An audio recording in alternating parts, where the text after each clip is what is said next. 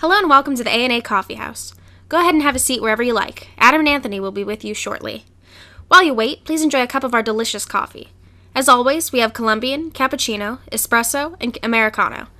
For our specials this week, we have the State of the Union Address, Stolen Valor, and the Clinton campaign. So sit back, grab a cup of coffee, and tune in. Hello and welcome back to the A&A Coffeehouse podcast. I'm your host, Adam Kincaid. My co-host, Anthony DeFranco, is elsewhere today. He's somewhere down in South America, exploring the depths of the earth, looking for forbidden gold in King Solomon's mines. I told him we Spaniards already took it all. Yes, he did. That mysterious voice off to the left was Alvaro. Alvaro, how about you say your name instead of That was botching it? Alvaro Álvaro Gutierrez. Gutiérrez Valladares. Good to meet you all. And, as always, that voluptuous female voice you hear is Ariel Ayers, our producer. So, on to our first topic. The first topic is last night. It was last night, right? I don't know what it is. State of the Obama? Union. Yes. Last evening, Obama gave his 7th and final State of the Union address. We will never again hear a State of the Union from Barack Obama. How sad are you? Go. Alvaro seems gleeful. I'm not particularly sad. I don't know about sad, but I don't hate him. You will never again hear those dulcet, musical tones softly singing the country to sleep with a description of our nation's woes. I thought that was Jimmy Carter. I am mixing them up. This is the black guy. All right, keep going. Wow. How did it go? How was the State of the Union address? How did it turn out? How did you feel? Quite frankly, I was expecting, the triumphalist tone was there. I did all of this during my tenure, and I think the country is pretty well off because of it. But I was expecting a bit of a more interesting speech. I mean, he is a fairly good public speaker, and the speech, I just wasn't very interested. The first time I found myself agreeing with Donald Trump on something, he of course tweeted a completely unsubstantial thing about how boring he thought it was. But yeah, I frankly not really too interested in anything that he had to say. I feel bad about that. I really should be, particularly since I'm collaborating on a podcast that often speaks of political issues. But no. What's your political opinion? My political opinion is I am generally indifferent about what has been said in this previous speech. Well, we're going to get nitpicky on that now and go into his speech bit by bit. So, one of the things that's gotten a lot of controversy is shortly before his address, a number of American hostages, Navy members, were taken captive in Iran. And they were being held hostage by Iran. For purportedly trespassing into Iranian space, was it? Yes. And a lot of people were expecting him to make comments about this or bring it up or discuss it in some way, shape, or form, and he did not. Lots of people are now complaining about that. Was that a smart move on Obama's part? Was it wise to ignore? Should he have discussed it? Was it relevant? How does that fit into your opinion? Talking about an ongoing and very particular diplomatic and military situation. I can see an argument both ways. You might not think it's something that should be spoken about in a State of the Union address, which is a more general speech. It's something about the entire country, not the situation of those concrete soldiers in this particular area. If anything, what would be relevant is to talk about the situation of the diplomatic relations with Iran. It's a different type of speech. Which did come up. Iran itself did come up. It did, and rightfully so. Perhaps there, you need to make Well, and he did. He did say explicitly that the situation with Iran is still tense. It's still imperfect.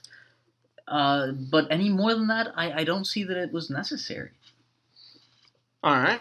Speaking now to our producer, Ariel Ayers, putting her on the spot. Was it wise for President Obama to ignore the American prisoners being taken by Iran, or should he have mentioned it in his speech? Okay, first I want to ask, what do you mean by smart? Politically or just addressing the union? His opponents are complaining that he did not discuss the situation. A lot of his proponents are saying he shouldn't have, it's irrelevant. Or you don't talk about something that's mid-happening. Well, okay. As far as politically, because you said both, politically, it doesn't matter. He's at that point. He's not running for president again. He's not trying to win anybody over politically. As far as addressing his country and this is going on, I think that maybe it was worth mentioning. There's 10 people, and, the president didn't say anything, but there's also a lot of other issues going on. It's not like he's ignoring the issue right, altogether. exactly. He is addressing it, and he just didn't put it in this State of the Union. The White House has addressed this issue, and it is doing things in order to confront the situation. He just didn't mention it in this particular speech. His speech, by the way, is his last State of the Union. So he wants it to be remembered for what his achievements have been, not for this concrete situation which just recently arose and is being dealt with. It's not about what... It's not about current events. You know what I mean? It's about his past achievements. It's about what's gone on the larger scale. I don't think that something, like you said, that's going on currently that we don't have any new information about this second needs to be addressed. It's not a press conference. Exactly. So for both of you, was Obama justified? Was he vindicated when today, mere hours after the speech, Iran released all 10 hostages? Well, I don't see it as a vindication one way or another. He didn't say anything about it. He didn't say it because he didn't think it was something that's appropriate for that type of speech. And it wound up being irrelevant and factually not important to that speech. Exactly. Well, you could argue that making it so, giving it a relevant position in such an important speech would give more pressure to the Iranians and all you like. So hey, it might even have helped make it even sooner. But it's really the how this played out. If they weren't released right now, would also not affect whether that's the place, the forum to talk about it. It's you don't use the State of the Union for this. Yeah. All right, next question. So, Obama also got plenty of criticism. He took a while in his speech to dedicate some time to talking down the threat that is ISIS. In fact, he even took some time to poke some jokes at ISIS's expense, talking about how, while radical Islam is a problem, ISIS itself is not a national threat at the moment. He actually described ISIS as, quote, a number of fighters on the back of pickup trucks and twisted souls plotting in apartments and garages. Who control an area larger than many European states. I think that was foolhardy, to say the least. This has been his administration's stance on ISIS for quite a while, saying ISIS is not a threat to the United States. Oh, he's had a foolhardy stance for quite a while. I mean, when you have a regime, because even if we want to keep saying they're just a terrorist group, even if we want to keep calling them just a bunch of people with guns on pickup trucks, they're currently the regime in charge of a very large area in the Middle East. And they're a regime which is committing genocide. You do not lightly brush this off. Well, again, he's talking about a threat to the United States. You said it's not a global threat. Yeah, he didn't say... But in his quote, he said global threat. His reoccurring stance of his administration is that they are not a threat to the United States. Right, but we're talking about the State of the Union. We're reacting to this particular quote. His minimizing of ISIS is not... is politically sure, because you don't want to... appear weak or afraid. But really, it's you don't say that people who are committing genocide are just a bunch of people with guns. You don't call Rwanda, the Rwandan massacres, just a bunch of Again, he didn't say they are just a bunch of people with guns. He says it's ridiculous to assume a bunch of people with pickup trucks and some guns are a threat to America. But wait, isn't that the same so characterizing them as such without saying it direct, that's a different thing. It's the same thing, Adam. He's not saying they're not important, they're not relevant to the global stage. He admits they're a major terrorist organization who controls a giant swath of land. Saying they're just a bunch of people with guns in a pickup truck. He says they're not irrelevant to America. He says they do not threaten America. Everyone panicking saying America is facing a global crisis against ISIS is bullshit. That's what he's saying. He's saying the globe is facing a crisis. We aren't. We are not in danger. We are not threatened. So screw the globe. I don't feel threatened. It's just not... Again, he's not saying screw the globe. He said the globe has major problems and we should help France and we've taken refugees. Is a problem for the globe, and global problems affect America, then it is a problem for America. Just a very simple syllogism there. So either he's minimizing the threat, minimizing what ISIS is, which he is explicitly by calling them just people in pickup trucks, or he's not. He's minimizing it, it's foolhardy, and it's insulting to all the people who are suffering under it. Difference is, just people in pickup trucks with guns can take over big portions of the Middle East. They have. And that destabilizes a key region with very many U.S. interests. Clarification here. He's specifically responding to the Republicans.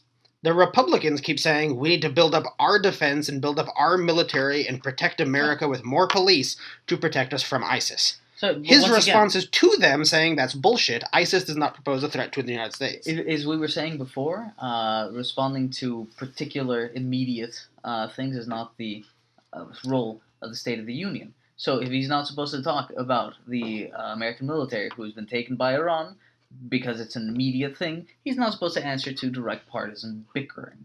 This is supposed to be something that's to be looked at by the world through a historic perspective, and when it's looked at, and when it's seen that he is minimizing such an important global issue this badly, it's going to reflect badly upon him.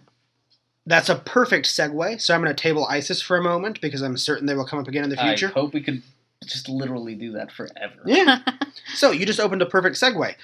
Obama did not specifically address any of the Republican candidates. He did not mention any of them by name or discuss any of their policies, but he did talk about the Republican primaries. He talked about how the Republicans and their system right now is filled with gridlock. The Republicans candidates currently running are all about the rich and the powerful. They are currently owned. And he says that they are filled with malice and racism and things like that. Well, he was careful not to say that directly about the Republicans, saying... He said the race. He said the state of the current primary is filled with these things. So yes. he was trying to... Which has brought him a lot of flack from the Republicans, particularly those running in said primary. What do you think about that? Should Obama have avoided the topic? Should he have discussed it? Was he right in what he said? All of it. Go on. Rare for me, I'm going to agree wholeheartedly with the President of the United States. The fact that the Republican primary race has been taking such terrible and frankly frightening undertones, is something that really should be addressed. And he is absolutely right in doing so. That's part of his job. I agree completely. It's actually kind of scary how far-fetched some of these proposals are. It's extreme racism, extreme sexism, whatever issue you want to talk about, it's being completely highlighted by their primaries. That specific... And on another point of view, the fact that it's being dealt with things which are actually problems which need to be addressed, such as Mohammedan extremism, addressed so superficially, so childishly by the Republicans, makes it a joke. Yeah. It makes it sidelined, and any concern about this can only be construed as agreeing with those absolutely preposterous positions. Yes. Well, and it's hard to deal with it too, because you hear these ridiculous things and it's easy to laugh. Like everybody's tweeting about the latest thing that Donald Trump said, but it's actually kind of, like you said, the word you used was correct, is terrifying. some of the things he's saying. It's what if he actually becomes president? What if he actually does some of the things that he's saying? It's horrifying to think that this is actually a possibility. All right, now we're on to topic number 2. So, have either one of you ever heard of stolen valor and how stolen valor works? Please explain it for our listeners. And for me. I assume that... Yes, I will assume nothing. Stolen valor is a legal term. Do you know that it's illegal if Alvaro goes and puts on a United States military uniform? He's breaking the law? Not even for his Halloween costume?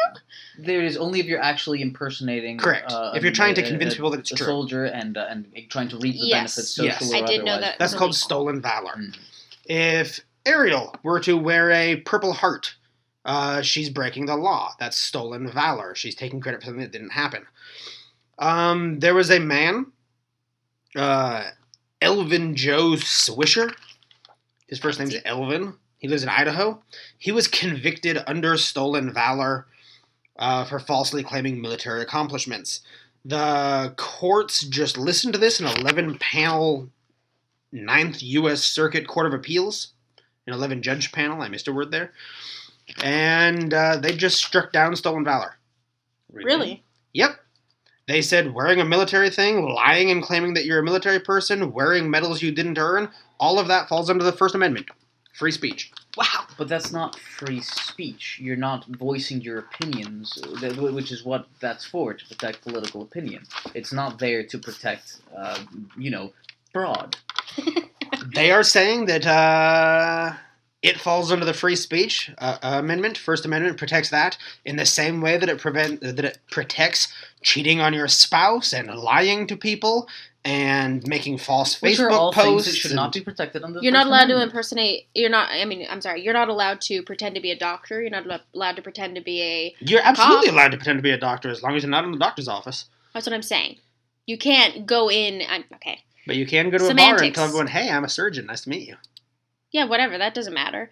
It's Well, not yes, getting. it does with No, this. but they're not getting discounts on Because things what they're by getting- pretending to be a doctor. And no, but not only when you're getting discounts, also just because of the social prestige. If you do it, if you pretend to be a veteran. I mean, it's crappy of you to do, but I mean, who cares? I'm saying it's shitty. Well, because society quite rightly gives a special attention and a special respect to people who have served the common good in the army. Agreed. And if you are reaping the benefits of this without having actually put in that sacrifice. I agree. Well, that's something that society should be able to stop, to curtail. Well, and that part right there, that part is now safe. Your part that you're commenting on is still undecided.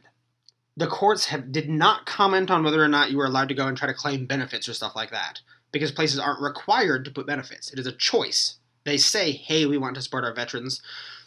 It is unclear now where that stands. I was actually commenting simply on the consistency, or the lack thereof. They're saying that you can now claim to have a Purple Heart, you can now claim to be a veteran, you can now claim to be, an officer, like that. Uniform, but you can't, wear a medal. you can't claim to be a police officer, you can't claim to be a doctor in a hospital. Actually, you can't claim to be a police officer because of stolen valor. So if this gets overturned, maybe you can pretend to be a police officer. Okay, that's what I was commenting on, is how consistent is this? It's kind of ridiculous to say that you can claim to be some things, but other things it's not. So okay, I see two issues here. First, whether free speech should cover this. Mm-hmm. Free speech is aimed to, it's built into the Constitution specifically so that people can voice unpopular political opinions without facing government prosecution. Not so people can lie to each other in order to get certain social gains. So this should emphatically not be covered by the First Amendment. And second of all, whether free speech should be a thing anyways. And there, we would start disagreeing, because I think error does not have rights, and you should not say that people have a right to say absolutely anything, regardless of the harmful effects to society. And actually, I just looked this up. So apparently, since stolen valor has been struck down, you can now wear the uniform, you can now wear unearned medals, claim they are your own, all of that. But Congress is working on a new law remaking it a crime to profit financially by lying about military service. So they're making it more specific. Yes. So that people aren't getting arrested for putting on a uniform and pretending. But For you the can wear thing. a Purple Heart when you go to testify in court. That's what this guy was charged for. He has now been released. He wore a Purple Heart and stuff saying, I'm a good witness and I can testify against this because look at all these medals I earned. Yeah, He got no money from it, so he was released from prison. He now broke no laws. But he tried for to him to sway a trial. Yeah, by for him to have been kicked out of gaining court something. is absolutely fair. Alvaro, the Spaniard amongst us, not part of the U.S. military, never has been, is now totally free to go put on a U.S. military uniform, put on a bunch of medals, and go to the bar and try to pick up women off of his great, historical, heroic service record. People do. That's fine. It Now, really isn't. didn't used to be. It's not cool, Legally. but people No, do it all legally the it's it time should not be anyway. legally. And the difference Okay, not now, uniform. if you say, if they say, well, okay, now you can't do it in order to get benefits. So, you can't use it as part of a fraud. But that it's a completely different thing from what you're talking about, stolen valor law. I didn't know that was the name of it. But I Stolen think- valor said you can't steal their honor, their value, There it their is. pride because they've earned it and deserved it. Exactly. That So is it's gone. placing honor as an actual thing, a tangible Correct. thing which must be protected, and I think rightly so. Now, of course, people without honor don't think it's a thing and discard it. Fine. And apparently not having the honor of wanting to discard it is now protected under the First Amendment. I really don't think that it's cool to do that, you know?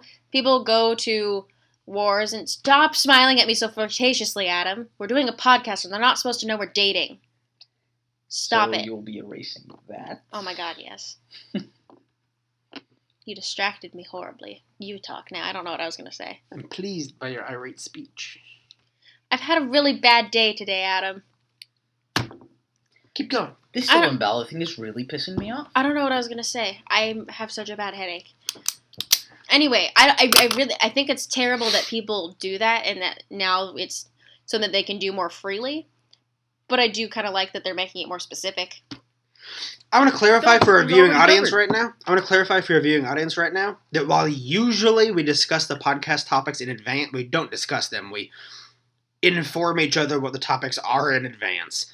This week, I did not tell either Alvaro or Ariel we were going to be discussing this, so this is their raw, unfiltered opinions. So we get to hear their genuine reactions, whether they want it or not. Which it actually makes perfect sense how we're each reacting. I am usually very laid back on most things. Alvaro is usually pretty irate about most things. Alvaro Now is you're making out to be just an angry person. Oh. I'm not Alvaro an is angry person. just this side of a homicidal maniac. No. Alvaro, you have two speeds. Jovial and irate. I am sometimes dabble in melancholic. But I'm usually Happy-go-lucky melancholic. homicidal maniac. I am usually melancholic, which also means very laid back opinions on my part. Just because I'm kind of like, well, you know, benefit of the doubt. Okay, no, not really at all. I'm going to cut this last part. But anyway, it just makes sense that our raw, uncut, unscripted reactions are the way they are. I'm It's you very pissed off at the absolute lack of honor. and me just being trying to figure out made what the hell's normative. going on, really. It's how does it not piss someone off? I'm just way too analytical. I want to know every piece of it before I react to it emotionally. I know honor is involved and am a Spaniard. My decision is made. You are maid of honor. I am a maid of honor. You are maid of honor. No. No. Alright, so, Unless closing you're ever argument. telling us something. Closing argument. This decision, this court's ruling, is this a victory for the First Amendment? More freedom, more rights, an expansion of America's freedom? Or is this a slight to America's genuine heroes, people who have actually served and earned medals, and a disservice to the nation in general? Which one is it? How do you fall? Well, seeing as the First Amendment is protecting things that shouldn't be protecting error itself, and saying the government doesn't have any role in this, it's just increasing all of these things that the government should have a role in and doesn't. And so it's a terrific victory for the First Amendment in that sense, and therefore a disservice to those men and women who serve in the armed forces in order to protect their country. Producer Ariel?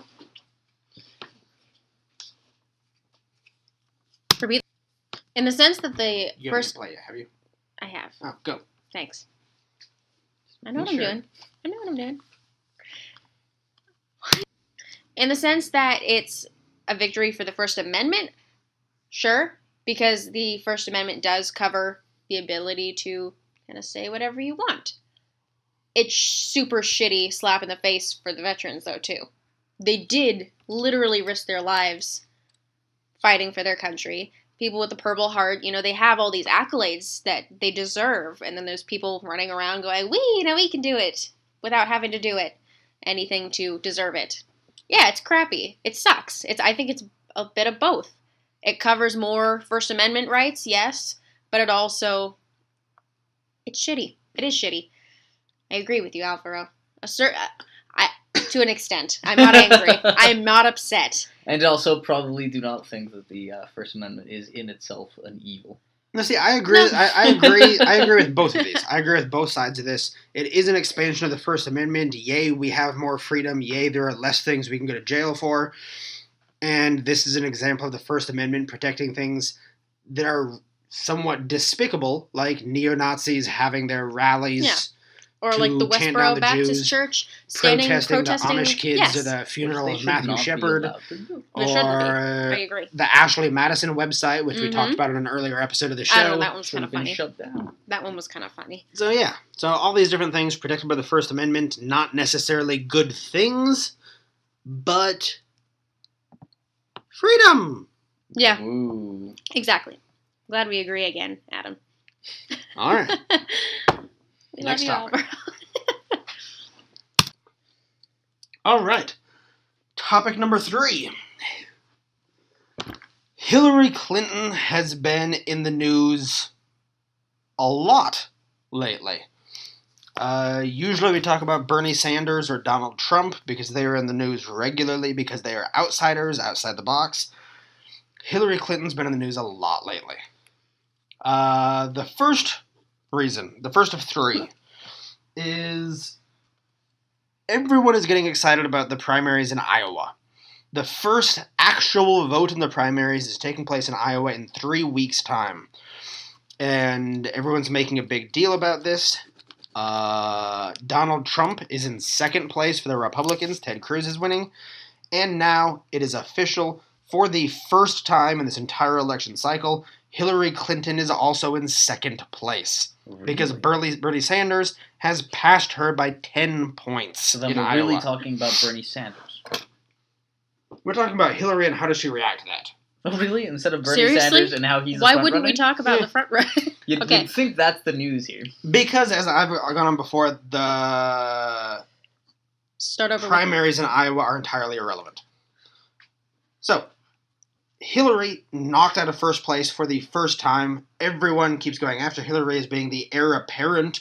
She's being assuming the candidacy. There's no one who can stand up against her. She's been knocked down to second peg.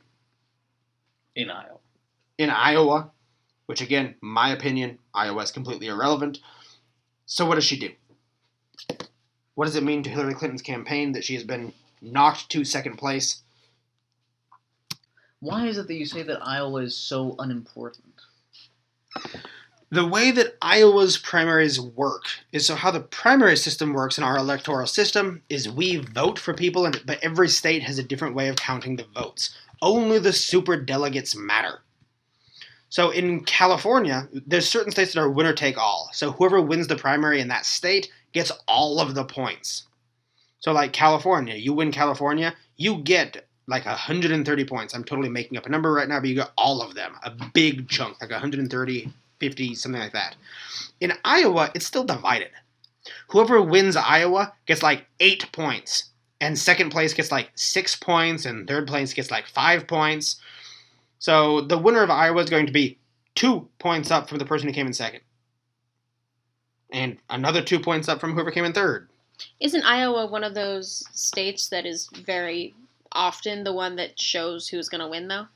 Whoever they vote for is usually wins. Exactly the opposite. Iowa has not been correct in picking someone since 1930s. That's what I mean then. I'm sorry. I should have said whoever they vote for is the loser then. Correct. In that case. Iowa has been wrong since Again, I don't have the numbers in front of me since 1932. So either way, you get what I'm trying to say, Yes. is that whoever Iowa votes for, we now know who is probably going to win, just based on the trend. Yes. Iowa always being wrong. Well, here in the Des Moines Register, they say that 7 of 10 Democrats who were voted for in Iowa went on to win their party's nomination. That doesn't seem to bode badly for Sanders.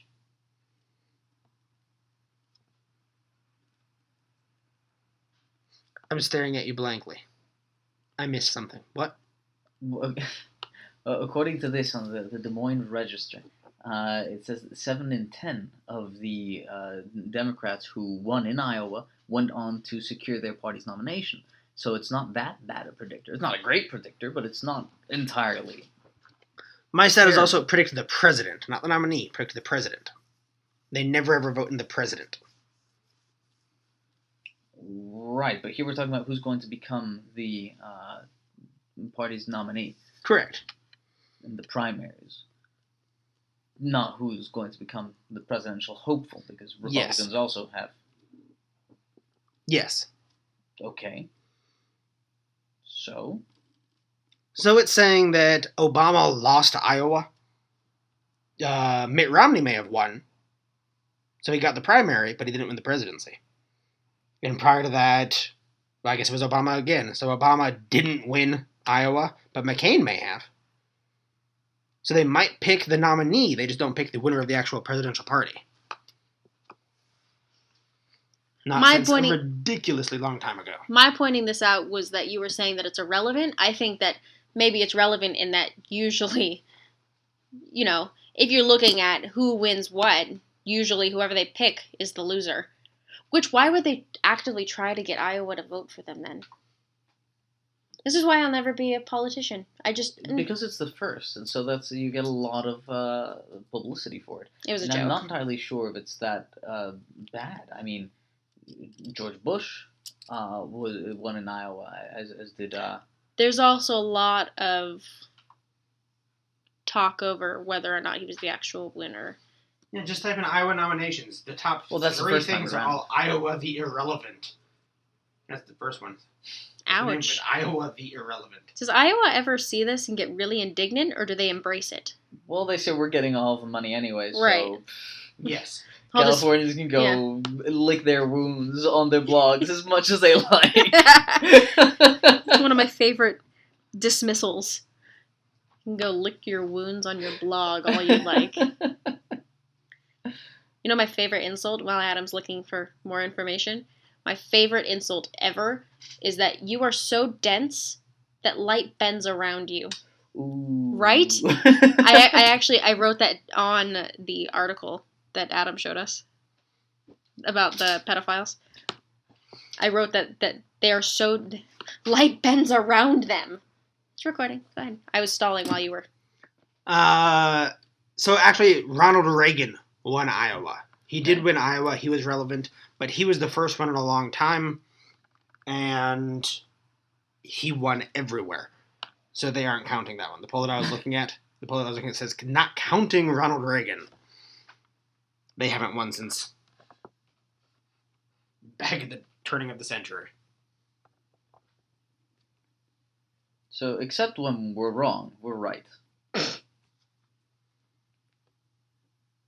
Which is every time versus one time. Those are good odds, right? Again, they are removing Ronald Reagan from the equation because of the ridiculousness with which he won, in the same way that all of the polls, including Gallup and all the big polls right now, remove Donald Trump from every Republican thing because he's so off the scale with everyone else.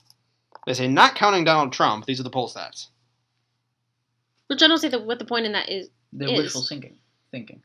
Or when they do the graphs and whatnot, like the one that we thinking. looked at, there's a graph about how much they've earned. If you remove Donald Trump, it's an actual bar graph. If you add Donald Trump, it's a blue line next to a flat line. Yes, but he's not Because that high above them in points. Correct. Ronald Reagan was. Yes, I'm talking about Donald Trump. Yes. So I'm saying comparing Again. Donald Trump to Ronald Reagan, they have to remove Ronald Reagan, otherwise you have a flat line next to a big blue line. Yes. Donald Trump, there's no need to remove him. This is I'd argue there's okay. Sorry, Based on making cheap. an easy to look at graph. Okay, no, it's still not easy to look at. Let's move on. We're back to Donald Trump. God damn it. See, he keeps coming up. He's like a tanker. Yes, he is. Yes, he is. He's worse. Alright, so. It's Again. Hillary Clinton's reaction to Bernie Sanders winning, because that's what's the news. Yes. I'd wonder what Sanders is saying about this. Yeah, me too. I bet he's pretty happy. Sorry, this isn't answering Adam's question. Adam's extremely open-ended. He also hasn't come up Pointless much question. on this. Again, She it just happened. is probably not happy, And but actually, you asked me a question. that's why I stopped. I have to edit this out, Adam. Okay. I doubt that she's happy about it, but I'm sure that she and her political advisors probably saw something like this coming. I wouldn't be surprised if she had prepared for this and is, already plotting her next campaign move. Oh, of course. If she's as That's good what a they do. politician as she I think she's needs to be. ahead. Yeah, exactly. So, at this point, I don't know how relevant it is, but as far as how she feels, I'm pretty sure she's probably a little disappointed. I'm not even sure Hillary's in Iowa. Is Hillary I'm not in even Iowa? sure she feels. Ouch. I don't think Hillary's in Iowa. She held that puppy for that one commercial. And she Right. drank a beer And next They to a all pool. really kiss all of the Yeah. babies, so there's that. Babies are gross, aren't they, Alvaro? Well, no, I didn't say gross. I said they all look the same and they're wrinkly. But then when you see them, you can't take your eyes off them because, my goodness. But that's a different point, and I'm not altogether sure the audience cares about they my do. stance on babies. Everyone loves babies. Please continue. All right, moving on to the second thing where Hillary's been in the news lately. The Democrats have a tacit agreement. They are going to play nice. They are not going to attack one another. They are not going to fall into the crazy free-for-all of chaos that is the Republican primary right now.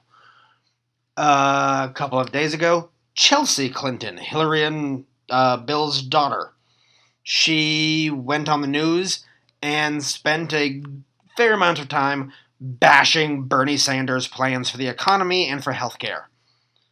And with a little bit of fact-checking, she actually just turned out to be wrong about most of it. She was making stuff up, quoting incorrect facts. So she's being accused of saying a bunch of nonsense and lies for Hillary as part of an attack against Bernie Sanders, which they have all agreed not to do. So, Oh my. thoughts on that? I mean, it is her mom running. I'm not saying that's any reason to behave like a child and start citing things that don't exist. Cough, cough. So many people do this. I'm talking about Carly Fiorina. I'm sorry. I really don't like her. Anyway, I mean, it's still her mom, and she's wanting to stand up for her. She's doing it in the wrong way, but... This isn't a daughter randomly going out in defense of her mother. No, not at all. This- It's a this political is thing. a woman who knows more than enough about how politics works, and probably in communication with her mother. Yeah. If your mother is running for president, your father was president before, and you yourself have not been a stranger to the political scene, you know how this works. Oh, And yeah. you don't speak in public to the press without having Being correct. ran this through. Oh, yeah, no. I'm saying No, not without I being agree that correct. it's They say stupid. things that are incorrect all the time, and on purpose True. half of it. But And at again, least it exists. I'm It saying should at least it's- exist. it's well, not an and accident. again, it looks like it's more I wasn't saying calculated. it was an accident. Because while some of it is entirely made up and incorrect, a lot of it is correct, just phrased in a way that is extremely misleading, implying things that are not correct. So still, basically everything she said was just Manipulative, incorrect. yes. And making it look more like it was deliberately incorrect. Yes. If you go ahead and shout false stats, it could be a spur of the moment thing, it could just be you lying. Saying everything truthfully, just incorrectly, requires time and effort. Agreed. So it's a tailored message. Which makes it seem more like she is working for her mother in a Machiavellian fashion. Or Alternatively, she's working for the other side and is trying to make her mom look bad. Dun dun dun. plot twist. So what do you No, think? Is it's this not. relevant? Is this going to hurt Hillary? Does anyone care? Is this going to hurt Hillary? Does anyone care? Is this irrelevant to Hillary? I don't care. Are Hillary's supporters so far on Hillary's side they're not going to care? Bernie Sanders people don't care. Thus, again, this is irrelevant. Is this going to sway people? Is this relevant? I don't care. I know who I'm voting for. Can I say that on air? It's Donald Trump. We all know. God damn it. Now I have to say it. I'm voting for Bernie Sanders, okay? Not Donald You Trump. don't have to say. We all know you weren't voting for Donald Trump. Except now all the listeners thought that I was. Okay, that's Ariel not a loves thing. Donald Trump. Even Alvaro gagged. Anyway. I have a picture of Donald Trump on my classroom wall, and Ariel gazes at it frequently while because he's being attacked smiling by an mirthfully. eagle. Wait, you have a picture of Donald Trump on your classroom wall, as in Donald Trump is physically on top of your classroom wall, or there's a picture of him? No, I have a picture of him sitting on my classroom wall a la Humpty Dumpty. Oh, that's that. Weird. He fell off yesterday. Ah! Okay, back on track because this is ridiculous. Sorry. I don't know what anybody was saying, and it was lovely. Oh, I'm voting for Bernie Sanders. This certainly falls into... What was I going to say about Hillary Clinton? I have no idea. I'm voting for Bernie Sanders! Yeah. What is this? What is this relevant to? But he's saying that you were going to vote for Donald Trump, and you But just before wanted that, to clean yourself. I was going to make a statement about Hillary Clinton. He asked whether this is going to help her. Yes. I know who I'm going to vote for, and that is Bernie Sanders, not Donald Trump. I don't care either way. I am a fan of Bernie Sanders. I'm going to vote for him. This does not change anything for me just because Hillary Clinton's daughter came out and said something that was wildly inaccurate and misleading. Although it certainly doesn't do does help Sanders' case. He is somehow different from the rest of politicians who have come forward. So you are more clearly shown to different campaigns, one clean and focused on the issues and on message, and the other on the usual partisan wrangling and muck-raking and the like. So looking objectively, it totally helped his campaign. I just, as a voter, don't really care about her wild statements. It really depends, because right now, who has greater access to at least public media, in spite of the fact that Adam says we talk a lot about Bernie Sanders, is Hillary Clinton, not Sanders. Agreed. So we here on the A&A Coffeehouse podcast talk about Bernie Sanders a lot more than we do Hillary. Right. We are rare. We are very rare in that sense. Although increasingly he's going to have to be picked up. I mean, he's in the lead in Iowa. It surprises me how many thing, in spite of exactly irrelevant Iowa. It really surprises me how nonchalant everybody's been about Bernie Sanders from the very beginning. I've felt pretty secure in that he's a legitimate candidate and that he's a good one. You know, there's so many people said that he was the joke candidate. It's not real. Same with Donald Trump, and obviously both of them are. This is why now there have been lots of accusations against the media saying that they're trying to suppress Bernie Sanders because they're in favor of Hillary Clinton. I was going to say, which we see in a lot of polls that seem to lean in her favor. Or with there's the debates when they talk about who won. Everybody in the country says Bernie Sanders won, and then the broadcasting channels specifically says that Hillary won. Which, to be fair, also happens in the Republican debates. No, I'm not. You always have, I'm just on this side because that's what we're talking his about. His braggadociousness trouncing everyone, and everyone keeps talking about the Cruz-Rubio clash. Mm-hmm. Well, one can only hope, but that's just... The media is comfortable placing their bets on the establishment. Agreed. That the establishment will, in the end, prevail, and we'll see how they do. I don't know if this is a situation with precedent. The problem being, the media's job is not to place bets. They are supposed to report reality. Oh, which has and if it looks like the loser is winning, they're supposed to mention this. Talking about dream worlds. Yeah. Again, speaking of dream worlds. Adam Kincaid, 2020. Title for the episode. Coffee bean, which I think that many of us will appreciate, especially me, because I hate this so much. So there's the Golden Raspberry Awards. Yes. It's basically voting for the worst films of the year. You know what received 6 nominations? What? 50 Shades of Grey. It's 50 Shades of Grey. Really? They received 6 nominations for the worst film I approve. I haven't watched it, but it certainly is the worst premise. Worst picture, worst director, worst actor, worst actress, worst screen combo, and worst screenplay. Yep. How much did it gross? Oh, I don't know. Lots. It's gross. Oh, well done, Ariel. Terrible Pun Tuesday was great, by the way. I thought it was terrible on Thursday. And I was very excited to see easier the to say puns out. Terrible Fun Tuesday. So you just did it Wednesday. Uh-huh. Well, I typed them up last night because I was working too late. Oh my god, before we're done, you guys have to remind me to tell you the worst quote ever that is not making it into the quote book. All right. Not even the adult quote book. Well, my coffee bean today is going to be talking about Spain again. So, you know how we had elections the 20th of December. Most of our audience doesn't. Well, No, Alvaro told us. yes, we did just last time. Yes. We had- How many of them remembered? They're a faithful audience, and they just hang on my every word.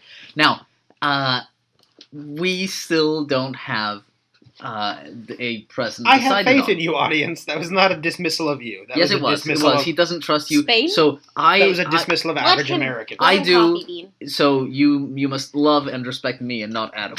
Now, what I'm getting at is that while we still have a president functions, as the person who has been president up to now is still acting president, but we still don't know who is going to succeed him or if he's going to repeat, because Parliament just is not really getting into any agreement. We have, however, recently appointed the head of the Cortes, the head of the Congress of Deputies, so our Paul Ryan, if you will. And interestingly enough, for the first time, he's going to be a member of a party other than the party with the most representatives in the Congress. So this is seen as maybe an attempt to get Rajoy, the current president, to go back. So you say, okay, we'll give the head, the presidency of the legislative chamber of Congress to one of the socialists, so that the Popular Party candidate gets the actual government, albeit a minority. So things are moving slowly, but forward. Forward's good. Oh, and in Catalonia, we all remember those elections way back. Way back. They just decided on a president and put him into office. How do you survive? Well, we realized that they're not really all that important. Hear that, future president of Spain, United I don't States, care for you. wherever, you're not important. They kind of are. But it's very difficult to get in parliamentary democracy when everything's fractured. It's very difficult to get people in agreement. And, yeah, You'll things are not be pleased. easy. You'll be pleased to hear this was actually a top story in something the other day. I was looking up news, trying to find top stories, stuff to talk about, and one of them that came up was the Spanish elections and how fractured they are, and trying to explain it to the Americans. So, your reoccurring topic was actually a top story somewhere. Somewhere or other, yes. Yeah. So I've been looking into the Tea Party, trying to find some common ground, something I can relate to the Tea Party with. And in order to do that, I've been going on to some of their forums, some of their websites, some of their blogs of people who support the Tea Party, believe in the Tea Party, these big pro-Ted Cruz, Donald Trump people. Looking at some of Michelle Bachmann's people, and I found a couple really good forums that actually make eloquently phrased blogs, professional seeming. And while I can agree with a lot of what the Democrats say, and a lot of what the Republicans say, I can find very little common ground with the Tea Party because they're completely and totally insane. It's very noble of you that you've been trying to find common ground with the Tea Party, though. I've been trying because I'm constantly bashing the Tea Party. I keep saying they're not Republicans. The Republicans I can agree with on some things, but the Tea Party I can't. And I was trying to fix that by saying, well, okay, me and the Tea Party actually do agree on this. There's nothing. They are insane. The Tea Party is crazy. Some of it was... taxes are exorbitant? Okay, I agree that some taxes are exorbitant. All right. But yeah, So so minuscule. some of these articles I found so ridiculous and so preposterous and so absolutely foul and wrong-minded that I've been printing some of them out and passing them around to my coworkers. Well, All Get a right, on that poll. note. that's our show for this week. Once again, I am here with Ariel Ayers and Alvaro Gutierrez. Valladares. Shut it. And I am Adam Kincaid. Thank you very much for listening. So grab a cup of coffee and tune in.